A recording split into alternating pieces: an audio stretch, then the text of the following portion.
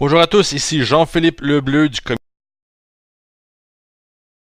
Comité pour la République du Canada, aujourd'hui le 20 mars 2015. Bonjour à nos amis au Canada, en France, en Haïti et dans les autres pays francophones.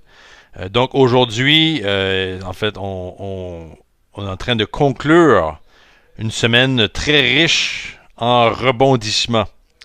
Et pas à peu près, donc on va parler de plusieurs choses, notamment de quatre déclarations faites par des politiciens de l'Allemagne, des États-Unis et de l'Italie. Des déclarations justement qui démontrent une intention en Europe et aux États-Unis d'aller contre la tendance actuelle, la tendance qui est vraiment une tendance vers la guerre mondiale. Et aussi une tendance évidemment vers l'austérité financière, quitte à risquer un effondrement du système mondial.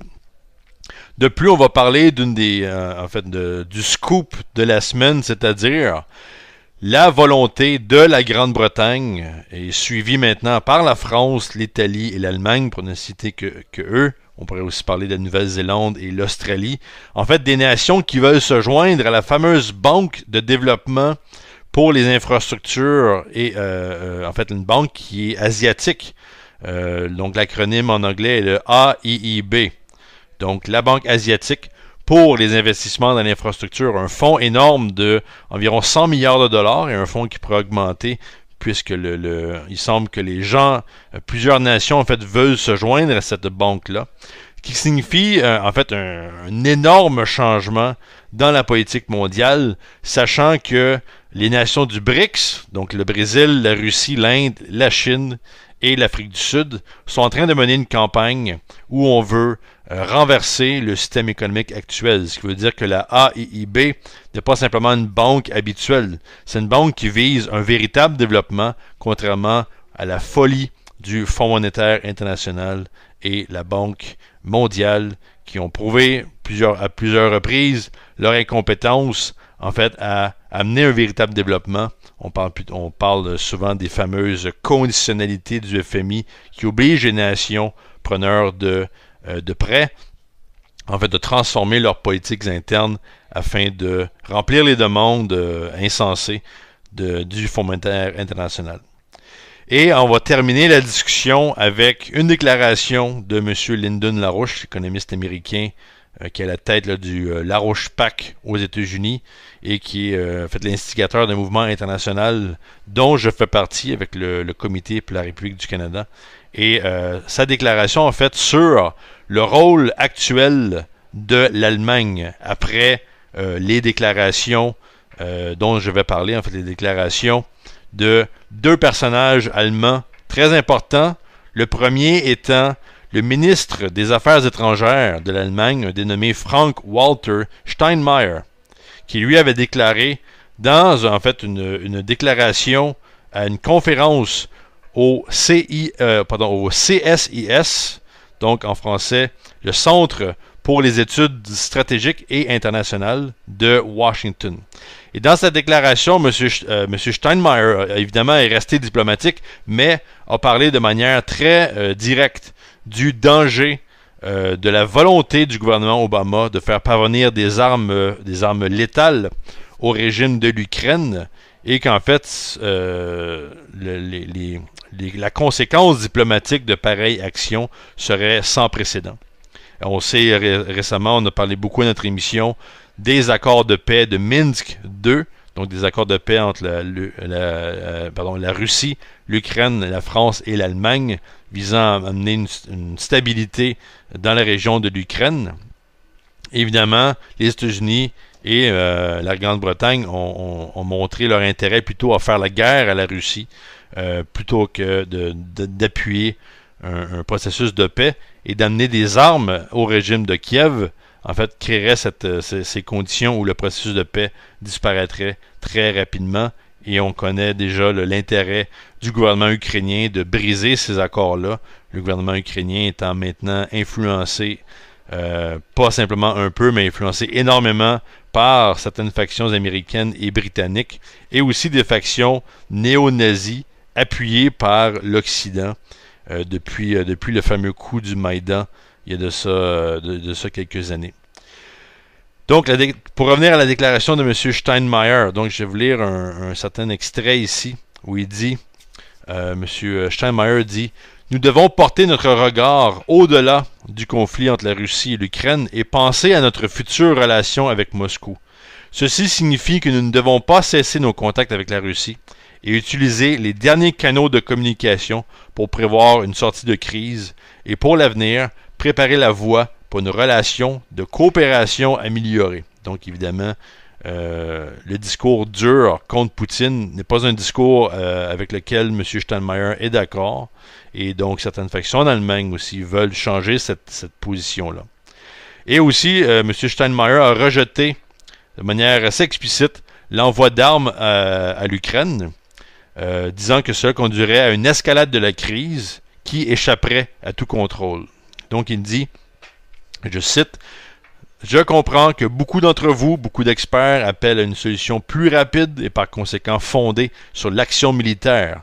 Mais, connaissant la genèse et la structure du conflit, il est évident, selon moi, que les alternatives à notre approche qui sont discutées peuvent en faire accroître le nombre de victimes, étendre la zone de conflit et conduire le conflit vers une nouvelle phase plus tendue.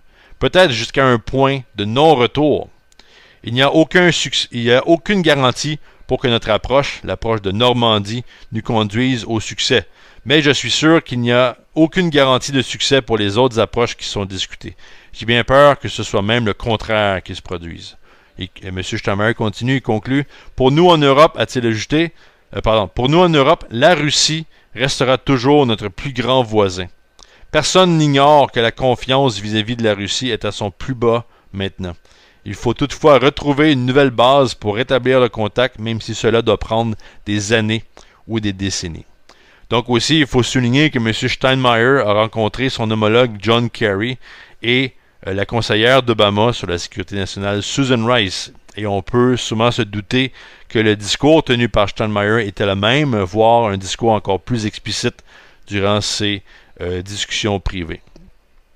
Donc, des déclarations très importantes et qui est en fait appuyée par une autre déclaration, celle-ci venant de l'ancien chancelier allemand Helmut Schmidt, qui était chancelier durant les années 80-90 en Allemagne, qui lui a déclaré dans le quotidien Bild Zeitung du 12 mars qu'en fait l'escalade du conflit en Ukraine pourrait conduire à une véritable guerre chaude entre l'OTAN et la Russie. Donc Schmidt a aussi dénoncé l'élargissement de l'OTAN et de l'Union européenne vers l'Est, un processus qui remonte, selon lui, au traité de Maastricht du début des années 90. Donc il dit, je cite, « Nous ne sommes pas obligés d'aimer la politique de Poutine, mais il faut la comprendre dans son contexte historique et la prendre au sérieux. » Donc on se rappelle de M. Helmut Schmidt, en fait, qui était président à un moment clé pour l'Allemagne, c'est-à-dire en fait pour l'Allemagne et pour le monde, c'est-à-dire durant la chute du mur de Berlin. Et M. Schmidt, qui à l'époque discutait en fait de grands projets de développement pour la nouvelle Allemagne unifiée, en fait s'est vu refuser cette proposition-là par la France, l'Angleterre et les États-Unis, donc George Bush Senior, Margaret Thatcher en Allemagne et François Mitterrand en France. Et on se rappelle que M. Schmidt disait dans une de ses biographies qu'à l'époque, le François Mitterrand avait fait la menace de guerre contre l'Allemagne si l'Allemagne allait de l'avant avec leur projet de développement économique. Donc, M. Schmidt sait très bien que derrière cette Union européenne se cache un monstre impérial et que sa sortie dans les médias est très importante, très significative, surtout pour l'Allemagne en général. Et évidemment, M. Lénine-Larouche a souligné l'importance de ces prises de décision venant de ces deux responsables allemands. Et selon lui, ces citations peuvent changer le cours de l'histoire à un moment où la question qui se trouve sur la table est celle de la guerre ou de la paix, du chaos ou de la prospérité. Car on se rappelle que l'Allemagne est plutôt reconnue avec la France pour avoir une ligne dure concernant la Grèce et ayant quand même voulu ouvrir là, le dialogue avec la Russie, notamment avec les fameux accords de Minsk II. Donc, voici les deux premières déclarations. La troisième, on en a parlé la semaine dernière, mais il faut le rappeler. Martin O'Malley, aux États-Unis, ancien gouverneur du Maryland et ancien maire de Baltimore, a fait une déclaration lors d'une entrevue à la télévision où il avait parlé de la nécessité de ramener la loi Glass-Steagall, cette loi de séparation bancaire stricte, pour en fait mettre un terme à la spéculation et à la souffrance de la population aux États-Unis. Donc, durant son entrevue, M. O'Malley a parlé de sa volonté de se présenter à la présidence américaine pour la campagne présidentielle de 2016. Et après avoir parlé de cette volonté-là, avait parlé de la loi Glass-Steagall. Donc, il dit, je cite, « Nos problèmes ne vont pas se résoudre d'eux-mêmes. Plusieurs de ces choses qui ont été faites pour déconnecter le dur labeur des travailleurs américains de la productivité des entreprises ont été de notre propre fait. Nous sommes responsables de nos propres malheurs. » Évidemment, là, on parle de quelque chose dont on va parler plus tard dans notre émission, mais aussi, on parle d'économie. On parle de l'effondrement économique aux États-Unis et la dissociation entre les travailleurs et, en fait, les entreprises où l'idée de productivité a été mise au rencard et on essaie de faire de l'argent avec de l'argent. Donc, on spécule sur la valeur des entreprises et l'économie physique est maintenant dissociée de l'économie en soi. Donc, M. Marley continue, il dit en fait qu'une des principales mesures à mettre en place, c'est la loi Glass-Steagall. Et je cite ici, il dit « Pendant 70 ans, nous avons empêché les banques de jouer avec notre argent, de détruire notre économie et de fouler aux pieds le bien commun. Et nous avons maintenu une économie stable et en bonne santé. » Donc les 70 ans du règne de Glass-Steagall aux États-Unis, qui a été mis en morceaux en 1999. Donc de 1933 à 1999, le Glass-Steagall était effectif. Donc, M. O'Malley continue et dit « Tout le monde, dans les deux camps politiques, dit que nous devrions faire cela, devrions mettre Glass-Steagall, mais rien n'est fait. Certains dans mon propre parti se présentent comme défenseurs d'un Dodd-Frank version légère. C'est une pseudo-réforme bancaire concoctée par le gouvernement Obama. Et ces gens-là disent, je cite, « Nous ne voulons offenser personne sur Wall Street et ne parlons donc pas franchement de la manière dont nous pourrions mettre fin à ce comportement excessif. » Donc, très important, on voit maintenant depuis quelques années que la fameuse crise de 2007, 2008, 2009, en fait, a amené ces fameuses banques, ces fameuses institutions financières qui étaient supposément sur le point de la dégringolade. En fait, ce sont ces banques qui ont fait un véritable profit durant cette crise. Donc, on n'a aucunement aidé les nations. En fait, les nations étaient obligées d'aider ces banques à faire un profit monstre. Et le comportement de ces banques-là, leur comportement excessif, selon O'Malley, n'a pas changé. Donc, très important, et on peut terminer avec une déclaration plus récente, cette fois-ci en provenance de l'Italie, une déclaration de l'ancien ministre des Finances de l'Italie et actuel sénateur Giulio Tremonti, qui a parlé devant le Sénat le 18 mars, donc cette semaine, en fait, a parlé sur la politique de l'Union européenne par rapport à la Grèce. Donc, il dit que, en fait, la situation avec la population grecque et les exigences de l'Union européenne sont tellement déconnectées, sont tellement dangereuses que même Margaret Thatcher, qui était reconnue comme étant la dame de fer de l'Union européenne, même elle, selon Tremonti, n'oserait pas imposer les réformes de l'Union européenne tellement elles sont brutales. Et M. Tremonti va jusqu'à comparer le gouvernement installé à Bruxelles, donc le gouvernement de l'Union européenne, donc il les compare à la cour de l'empereur romain Élagabalus. Donc l'empereur Élagabalus qui est reconnu à travers l'histoire comme ayant dirigé en fait une des cours romaines les plus dégénérées de l'histoire. Donc là on parle de environ l'an 220 après Jésus-Christ. Et M. Tremonti est très clair en disant que ce qui s'est passé, c'est que, et les gens oublient ça, c'est que la Grèce, pour accéder pour accéder à l'Union européenne vers l'an 2002, a reçu énormément d'argent. Évidemment, on voulait financer les Olympiques je crois, de 2008. Donc, on a investi énormément dans des infrastructures de divertissement, des piscines et des voitures et tout ça. Et en fait, des produits qui n'étaient pas nécessairement faits en Grèce en passant, mais faits par d'autres pays des pays en fait plus pauvres. Et par la suite, après cette création de richesse pendant 10 ans, ou cette fausse création de richesse plutôt, après ça, ben évidemment, la crise a frappé. Et là, la Grèce a été obligée de rembourser les dettes. Mais cependant, on a, contrairement à l'habitude où si la personne qui emprunte fait faillite, eh bien évidemment, c'est les créditeurs qui aussi doivent en fait subir l'impact de ça. Mais cette fois-ci, concernant la Grèce, c'était le contraire. C'est-à-dire que la Grèce a dû en fait se couper les deux jambes pour rembourser les dettes. Et Tremonti fait une allusion très intéressante où il dit que le problème, c'est pas que la Grèce se soit introduite en Europe, mais c'est que l'Europe et son système de l'euro s'est introduit en Grèce. Donc, il a imposé à la Grèce des réformes qui étaient en fait des réformes impossibles en termes de coupure par-ci, de privatisation par-là. Et donc, l'Europe a imposé à la Grèce un régime qu'aucune nation, en fait, ne voudrait avoir. Et c'est pour ça, et je vais en parler dans mon prochain point, et c'est pour ça, en fait, c'est à cause de cet effondrement bancaire, financier, en Europe et à travers le monde, que maintenant, on a des nations en Europe, et notamment aussi la Grande-Bretagne, qui veulent se joindre à la mobilisation du BRICS, notamment en joignant la Banque asiatique pour le développement des infrastructures, donc la AIIB.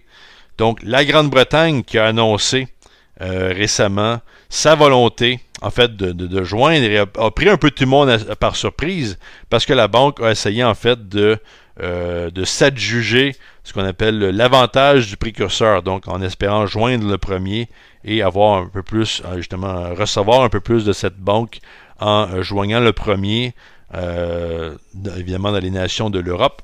Maintenant, on a la France, on a l'Allemagne, on a l'Italie, on a la Nouvelle-Zélande, on a aussi l'Australie qui discutent de joindre cette institution pour le développement économique. Et c'est très important. Il faut encore le rappeler à nos auditeurs. On a évidemment beaucoup de gens qui, en fait, sont très sceptiques par rapport à la Chine, par rapport aux nations du BRICS, par rapport à leurs intentions. Mais il faut le rappeler, on parle ici maintenant d'un changement de dynamique mondiale. Les BRICS, la AIIB n'ont rien à voir avec la spéculation, n'ont rien à voir avec financer des banques qui en fait sont des parasites sur la population des nations à travers le monde. Donc, les Britanniques ont fait la décision, en fait, le 12 mars, de se joindre aux 27 autres membres fondateurs de la banque, de la AIIB, et donc ont dépassé les nations qu'on vient de nommer, mais ce n'est qu'une question de temps, une question de quelques semaines avant que d'autres nations en Europe veulent se joindre à cette dynamique-là. Et on sait par exemple que, la Chine, en fait, le vice-premier ministre de la Chine, un dénommé Ma Kai, est passé à Berlin le 17 mars pour rencontrer le ministre des Finances, Wolfgang Schäuble, pour discuter justement de plusieurs questions par rapport à comment combattre le blanchiment de l'argent de la drogue, comment arrêter le financement du terrorisme, discuter de coopération sur le contrôle bancaire, sur les monnaies, etc., mais aussi sur le potentiel, le fait que l'Allemagne potentiellement peut se joindre à la AIIB. Donc, il a été discuté maintenant. Évidemment, M. Larouche a dit, écoutez, tant que l'Allemagne a une position dure sur la Grèce, ça va être difficile de voir l'Allemagne comme étant un joueur prominent pour la AIIB. Donc, il faut faire preuve de précaution. mais ça démontre quand même qu'il y a un discours en Allemagne, qui veut aller à l'encontre de la politique de l'Union européenne et de la politique de Wall Street et de la City de Londres. Donc, en fait, les conséquences de ça, c'est en fait, de voir cet enthousiasme en Europe pour joindre la AIIB. En fait, ce qui se passe maintenant, c'est que les États-Unis et surtout le gouvernement de Obama se retrouvent, pour certains, se retrouvent humiliés, pour d'autres, se retrouvent en fait isolés et dans une position de faiblesse. Parce que Obama et les États-Unis continuent d'avoir une position dure contre la Chine et c'est même vu en fait un peu agacé par cette mouvance de la Grande-Bretagne et des autres nations vers la Chine, vers le BRICS. Donc il y a eu plusieurs déclarations dans le Washington Times par exemple où David Sands écrit que en fait la bataille entre Pékin et Washington autour d'une banque de développement sponsorisée ou parrainée par la Chine, c'est en train de devenir en fait de créer cette isolation et cet embarrassement pour l'administration Obama. Et on peut parler aussi du Washington Post, du Wall Street Journal, différentes déclarations dans la même veine, notamment aussi China Real Time et dans le Global Times de la Chine, dans lequel il y a un article qui discute en fait la position de la Chine, où la position en fait de la Chine, c'est de rejeter le concept de géopolitique. Et le but de la Chine, c'est pas d'isoler les États-Unis. La Chine a déjà offert en 2014 à ce que les États-Unis se joignent à la AIIB. Donc la Chine n'est pas en train de jouer ses cartes comme une espèce de joueur de poker impérial. C'est le contraire, la Chine veut que tout le monde se joigne à la AIIB et à la nouvelle dynamique de développement promue par la Chine. Et en fait, les gens se demandent, notamment comme l'agence de presse chinoise a publié récemment, où on dit donc Washington, qu'attendez-vous pour vous joindre à la AIIB? On dit bienvenue à l'Allemagne, bienvenue à la France, bienvenue à l'Italie. Et là, il reste Washington qui, en fait, va devoir prendre une décision. Et évidemment, soit la décision sera positive, ou la position pourrait être négative, et ça va justement se traduire par un accroissement du pivot asiatique, donc le pivot asiatique qui est la stratégie militaire des États-Unis et de l'OTAN plus généralement contre la Chine, donc dans la région de l'Asie, mais aussi par une augmentation, une pression faite par les États-Unis de leur proposition, qui est déjà un peu une proposition oubliée, mais qui est toujours là, la proposition de partenariat transpacifique, contrairement justement à la position de la Chine qui, elle, veut développer les infrastructures, développer les technologies, développer des véritables emplois. Le TPP est plutôt une espèce de nouveau libre-échange dans lequel personne ne gagne, sauf le système bancaire, certaines compagnies, certaines multinationales, dans lesquelles on continue à utiliser les pays pauvres comme producteurs, donc de promouvoir ce qu'on appelle le fameux cheap labor, plutôt que d'avoir une véritable politique de développement comme celle des BRICS, donc la proposition pour le développement d'une nouvelle route de la soie et d'un pont terrestre mondial. Donc, ça vaut la peine maintenant de mettre tout ça dans le bon contexte. Et on va utiliser en fait le message crucial émis par M. Lyndon LaRouche cette semaine, intitulé en anglais On the Subject of Germany's Role, donc sur le rôle de l'Allemagne depuis les derniers jours. Et M. LaRouche commence en parlant en fait en disant que la contribution très importante faite lors du discours par le ministre des Affaires étrangères allemand Frank-Walter Steinmeier le 12 mars dernier, c'est une bonne contribution, mais cette déclaration-là n'adresse pas exactement les faits essentiels de la situation actuelle. Et donc, M. LaRouche continue en parlant en fait de Kepler et qu'il faut retourner à la conception scientifique de l'humanité, selon l'astronome Johann Kepler, et son rôle, en fait, dans la définition de la créativité humaine et de son rôle dans la création, en fait, dans la définition de l'être humain comme étant une espèce non pas simplement terrestre, mais une espèce du système solaire. Et donc, M. Larouche élabore aussi sur les vieilles habitudes et comme quoi, actuellement, le problème au niveau de la politique internationale, c'est l'insistance d'imposer des politiques traditionnelles qui échouent depuis déjà des décennies. Donc, et ces politiques-là, en fait, on le voit avec la finance, on le voit avec en fait une imposition de l'usure financière qui ont remplacé la politique, en fait, de production de valeurs physiques. Donc, le concept de production de valeurs physiques maintenant est disparu et a été remplacé par une politique d'usure, où en fait on détruit la capacité de production et la capacité de l'espèce humaine à transformer la densité de flux énergétique, donc à être capable de produire de plus en plus pour le développement de l'espèce humaine. Et c'est cette tradition, c'est cette usure financière qui est représentée évidemment par la spéculation, entre autres, mais évidemment toute l'espèce de système de gambling que représente Wall Street et la City. Donc, qui a remplacé la production scientifique réelle et a détruit en même temps non seulement la production, mais le revenu des familles en général, comme peut le témoigner l'Europe et les États-Unis maintenant. Et en fait, la Chine est en train de créer un défi, toujours selon Larouche, un défi pour l'espèce humaine maintenant, où en fait, ce qu'on essaie de faire, c'est de redéfinir l'être humain par rapport, non pas à la Terre, mais au système solaire. Donc, la volonté politique et les accomplissements aussi scientifiques de la Chine, notamment leur volonté d'aller sur la Lune. On a déjà le lapin de Jeanne qui est là.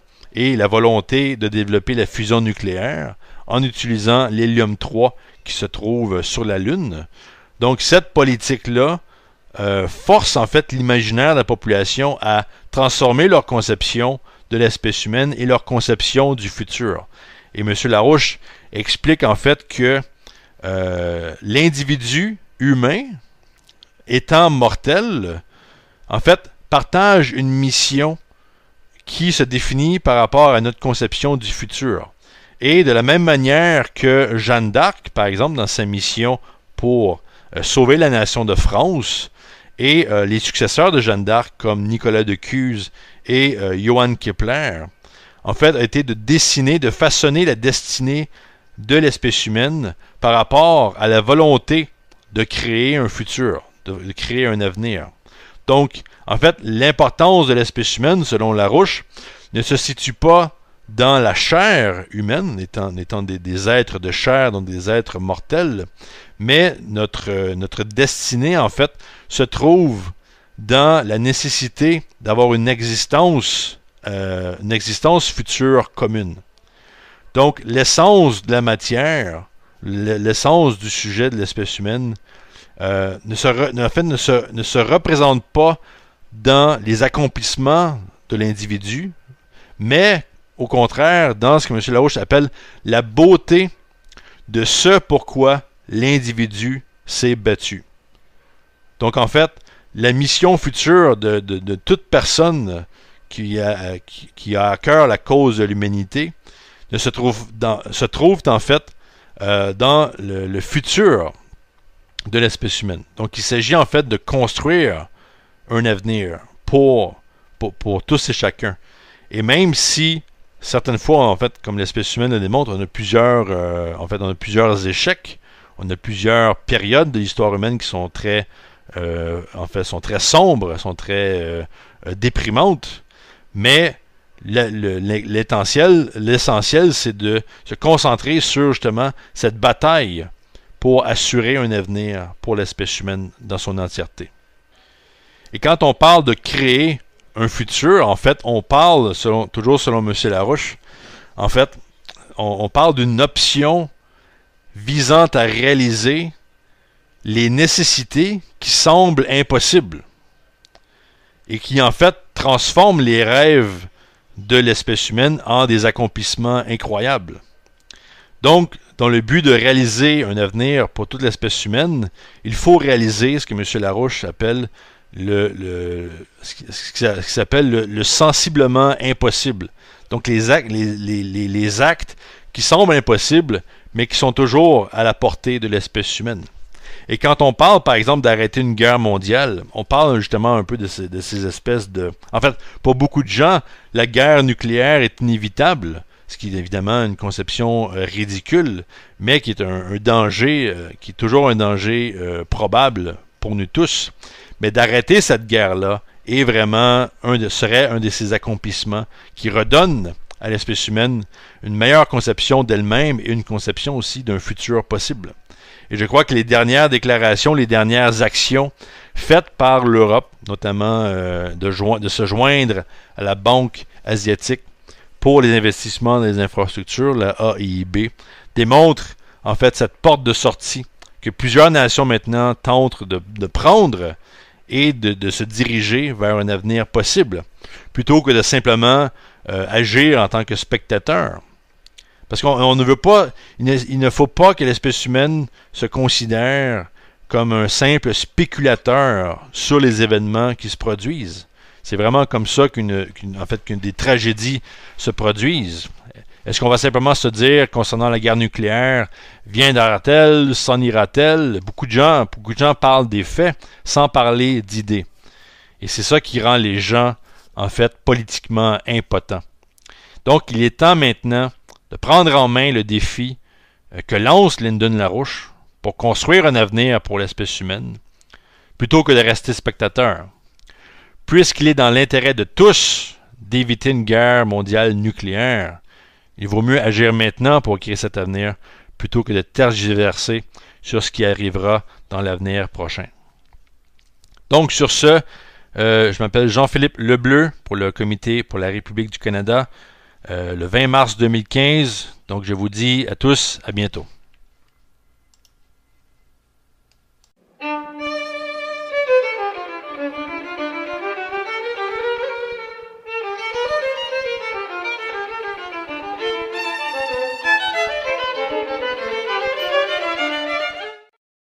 Pour ne citer que eux. On pourrait aussi parler de la Nouvelle-Zélande et l'Australie.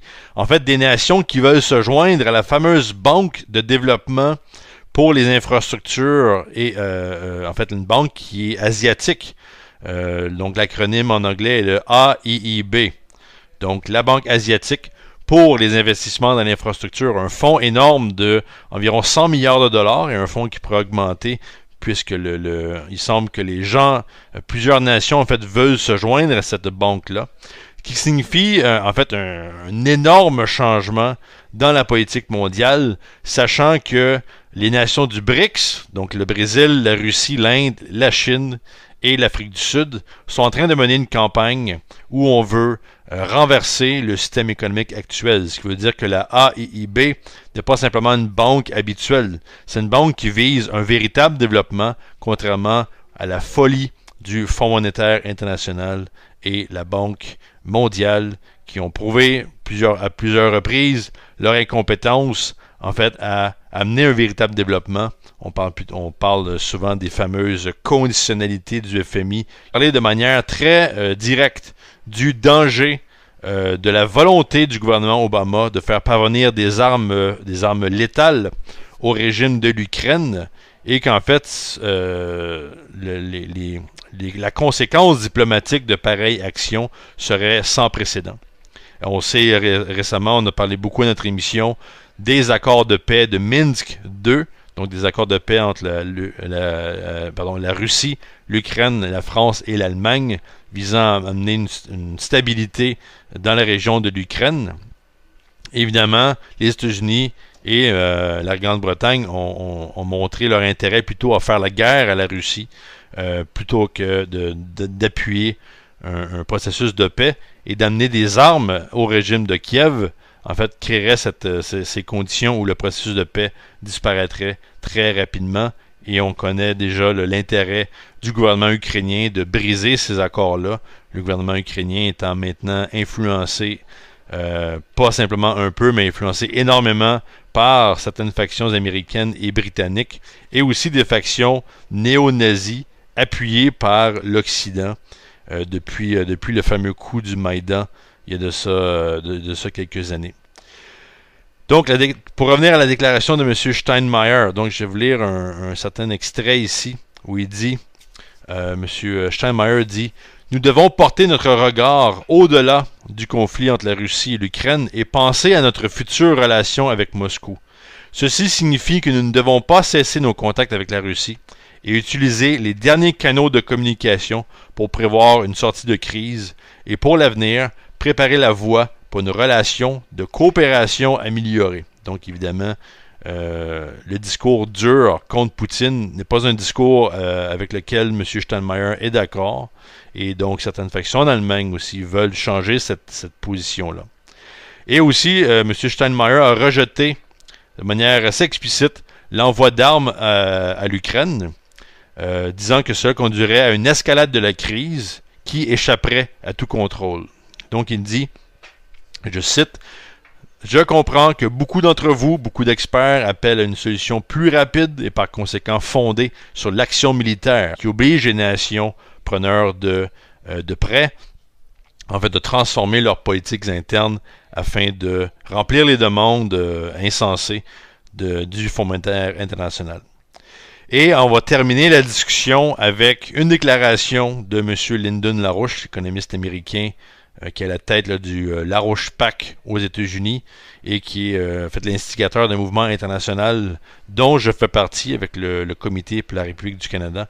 Et sa déclaration, en fait, sur le rôle actuel de l'Allemagne après les déclarations dont je vais parler, en fait, les déclarations de deux personnages allemands très importants. Le premier étant le ministre des Affaires étrangères de l'Allemagne, dénommé Frank-Walter Steinmeier, qui lui avait déclaré dans, en fait, une déclaration à une conférence au CSIS, donc en français, le Centre pour les études stratégiques et internationales de Washington. Et dans sa déclaration, M. Steinmeier, évidemment, est resté diplomatique, mais a parlé. Bonjour à tous, ici Jean-Philippe Lebleu du Comité pour la République du Canada, aujourd'hui le 20 mars 2015. Bonjour à nos amis au Canada, en France, en Haïti et dans les autres pays francophones. Donc aujourd'hui, en fait, on est en train de conclure une semaine très riche en rebondissements.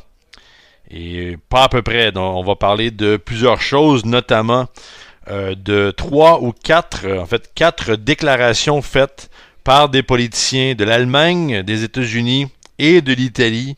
En fait, des déclarations justement qui démontrent une intention en Europe et aux États-Unis d'aller contre la tendance actuelle, la tendance qui est vraiment une tendance vers la guerre mondiale. Et aussi une tendance évidemment vers l'austérité financière qui est à risquer un effondrement du système mondial. De plus, on va parler du scoop de la semaine, c'est-à-dire la volonté de la Grande-Bretagne, est suivie maintenant par la France, l'Italie et l'Allemagne,